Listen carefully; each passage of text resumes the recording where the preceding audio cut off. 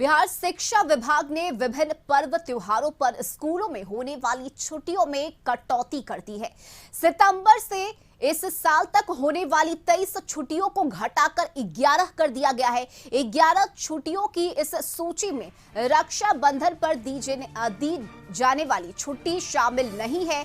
अपर मुख्य सचिव के पाठक के निर्देश पर शिक्षा विभाग ने मंगलवार की शाम से लेकर दिसंबर तक स्कूलों की छुट्टी में कटौती का नया आदेश सभी स्कूलों को जारी कर दिया है। इस हिसाब से कल यानी कि गुरुवार को होने वाली रक्षाबंधन की छुट्टी भी रद्द हो गई है। शिक्षा विभाग की ओर से पठन पाठन के कार्य को प्रभावी बनाने को लेकर सभी प्राथमिक, माध्यमिक और उच्च माध्यमिक विद्यालयों में 28 अगस्त से बचे हुए दिसंबर महीने तक के लिए छुट्टियों की संख्या में कटौती कर दी गई है। और इसके पीछे तर्क है कि विद्यालय में अधिक छुट्टियों के कारण शिक्षा का अधिकार अधिनियम 2009 के अनुसार विद्यालयों में 220 दिन का कार्य दिवस होना चाहिए। शिक्षा विभाग ने रक्षाबंधन, हरितालिका व्रत, तीज, ज्योतिया, इसके साथ ही विश्वकर्मा पूजा, श्री कृष्ण जन्माष्टमी, भाई दूज, गुरु नानक जयंती जैसे कई पर्व त्योहार की छुट्टियां रद्द कर दी है। 28 अगस्त से 31 दिसंबर तक सरकारी विद्यालयों में लगभग 23 छुट्टियां थी, जिसे घटाकर शिक्षा विभाग ने 11 कर दिया है।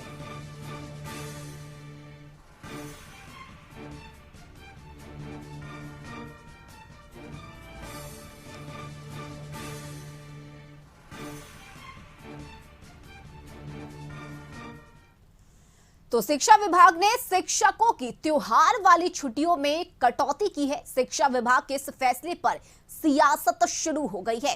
केंद्रीय मंत्री गिरिराज सिंह ने ट्वीट किया और लिखा कि शिक्षा विभाग बिहार सरकार द्वारा दुर्गा पूजा, दिवाली और छठ पूजा की छुट्टियां रद्द कर दी गई है।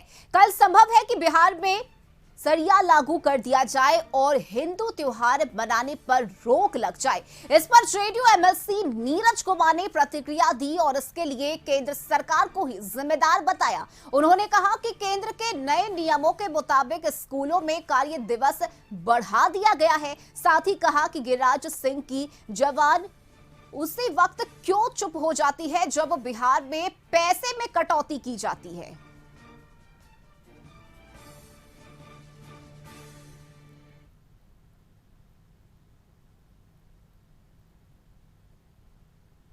मुझे अद्यतन जानकारी नहीं है। अगर ऐसा है तो निश्चित रूप से सरकार उसको गंभीरता से लेगी।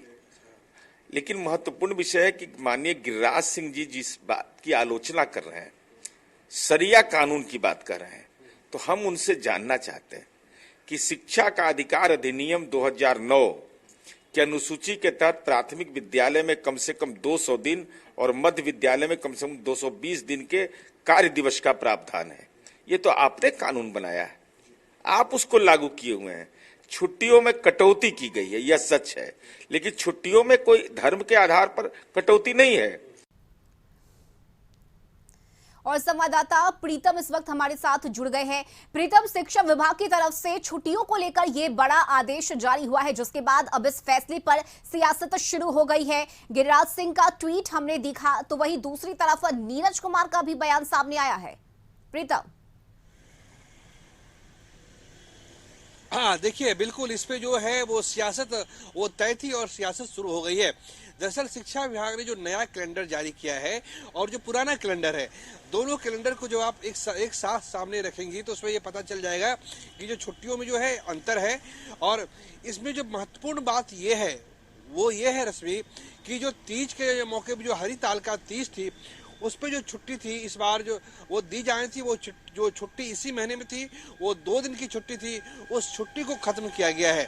इसके अलावा जो जितिया जो पर्व होता है, जो महिलाएं अपने बेटों की लंबी उम्र के लिए करती है, वो छुट्टी अक्टूबर के पहले हफ्ते में पड़ने वाली थी, उस छुट्टी को भी खत्म किया गया है।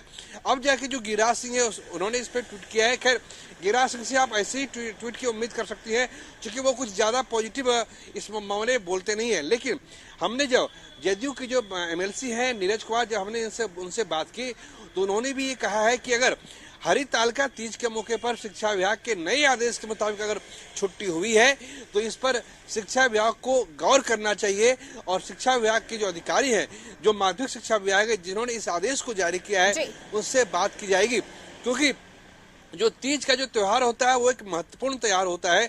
कल रक्षाबंधन की छुट्टी थी, जो नए आदेश आए हैं उसके मुताबिक रक्षाबंधन की छुट्टी भी खत्म की गई है।